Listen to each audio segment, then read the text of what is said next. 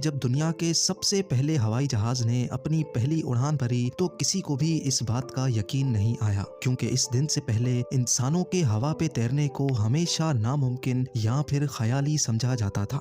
लेकिन अब साइंसदानों को कुछ ऐसे सबूत मिले हैं जिनको देखकर ऐसा मालूम होता है कि दुनिया का सबसे पहला हवाई जहाज राइट ब्रदर्स ने नहीं, बल्कि ये काम तो हजारों साल पहले बसने वाली एंशिएंट सिविलाइजेशंस पहले से कर चुकी हैं। ज़ेम टीवी की वीडियोस में एक बार फिर से खुशामदीद। नाजरीन, कोलंबिया के घने रेन फॉरेस्ट में एक बहुत बड़ा एरिया ऐसा भी है जहां किसी दौर में इंसानों की एक ऐसी सिविलाइजेशन बसा करती थी जो गोल्ड और कॉपर को मिलाकर उनसे मुख्तलिफ चीजें इंतहाई एक्यूरेसी और खूबसूरती से बनाया करती थी। और इस सिविलाइजेशन को आज हम कोयम्बया के नाम से पहचानते हैं। आज से 1000 साल पहले किसी कुदरती आफत की वजह से ये पूरी सिविलाइजेशन तो खत्म हो गई, लेकिन ये लोग अपने पीछे बहुत कुछ छोड़ गए थे। 1965 में आर्कियोलॉजिस्ट और रिसर्चर्स का एक ग्रुप यहाँ खुदाई का काम कर रहा था। तभी उनको एक बहुत बड़ा संदूक मिला जिसमें सोने से बनी बेशुमार चीजें पड़ी थी। ये उन्हीं आर्टिफैक्ट्स का एक छोटा सा हिस्सा था जो कोयम्बया सिविलाइजेशन के लोग बनाया करते थे। ज्वेलरी से लेकर डेकोरेशन पीसेस तक कोई चीज ऐसी नहीं थी जो इस संदूक में मौजूद ना हो, लेकिन सिर्फ एक चीज ऐसी थी जिसने सबका ध्यान समेट लिया था। जी हाँ, इसमें एक ऐसा आर्टिफैक्ट भी था जिसकी शक्ल किसी मॉडर्न हवाई जहाज से मिलती जुलती थी। हजारों साल पहले उस दौर में हवाई जहाज तो हुआ नहीं करते थे, इसी वजह से इसको देखते ही सबका ख्याल था कि शायद ये किसी उड़ने वाले इंसेक्ट या परिंदे का गोल्ड से बना मॉडल है।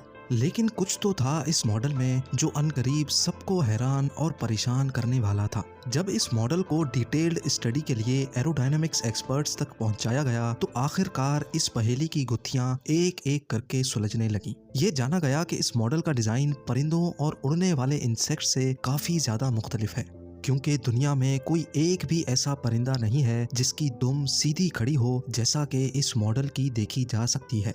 ये दुम, जिसको इंजीनियरिंग की जबान में रडर कहा जाता है, ये मॉडर्न एयरक्राफ्ट्स का एक अहम तरीन हिस्सा होता है जो हवाई जहाज की डायरेक्शन को कंट्रोल करता है।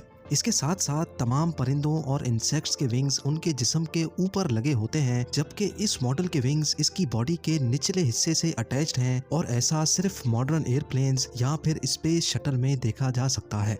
इन विंग्स को इंजीनियरिंग की जबान में एलरॉन्स कहते हैं, जिनका काम एयरप्लेन को लेफ्ट राइट मोड़ने का होता है। राइट ब्रदर्स के पहले जहाज से भी 1000 साल पहले बनाया जाने वाला ये मॉडल दुनिया भर के एक्सपर्ट्स और रिसर्चर्स को लाजवाब कर बैठा था, क्योंकि इस मॉडल में रडर और एलरॉन्स के साथ साथ इसका डिजाइन भी एरोडायनेमिक्स फ्रेंडली था। फ्लाइट के दौरान हवा से पैदा होने वाली फ्रिक्शन जहाज के लिए कम से कम रुकावट बने, इसी वजह से हर जहाज को कुछ ऐसे डिजाइन किया जाता है कि वो हवा को काटता हुआ आगे बढ़े, और इस डिजाइन को एरोडायनेमिक्स फ्रेंडली डिजाइन कहा जाता है। यानी अगर ये मॉडल किसी खिलौने की नीयत करके बनाया गया होता तो जाहिर है इसमें उन बारीक बारीक चीजों का ख्याल क्यों और कैसे रखा गया जिनका उस दौर में नामो निशान भी नहीं था। क्या 1000 साल पहले बसने वाली कोयम्बया सिविलाइजेशन वाकई कोई असली जहाज बनाने में कामयाब हो चुकी थी? इतनी बारीकी से बनाया जाने वाला क्या ये उनके असली हवाई जहाज का ही कोई मॉडल तो नहीं? शायद इस सवाल का जवाब आपको इसी वीडियो में मिल सके। इजिप्ट के शहर कायरो से 550 किलोमीटर दूर एंशिएंट इजिप्शियंस की एक इबादत गाह मौजूद है जिसको टेम्पल ऑफ सेटी भी कहा जाता है, और ये जगह भी अपने अंदर बेशुमार राज छुपाए हुए है।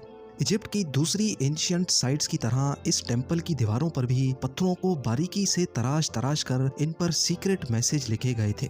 इस राइटिंग को हायरोग्लिफिक्स कहा जाता है, जो यहाँ रहने वाले लोग और राज करने वाले बादशाहों की जिंदगी और मौत के बारे में काफी कुछ बताती है। इस टेम्पल में 2000 साल पहले बनाए गए इन हायरोग्लिफिक्स में कुछ ऐसे पोशीदा पैगामात भी लिखे गए थे जिनको शायद आज हम तक पहुँचाने के लिए छोड़ा गया था।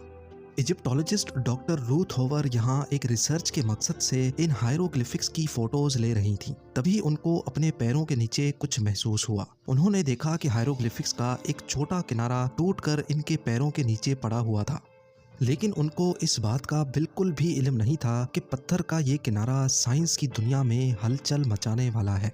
जी हाँ, जब डॉक्टर रूथ होवर ने वो किनारा उठाकर वापस हायरोग्लिफिक्स के उस हिस्से पे रखा तो सारी चीज खुलकर सामने आ गई।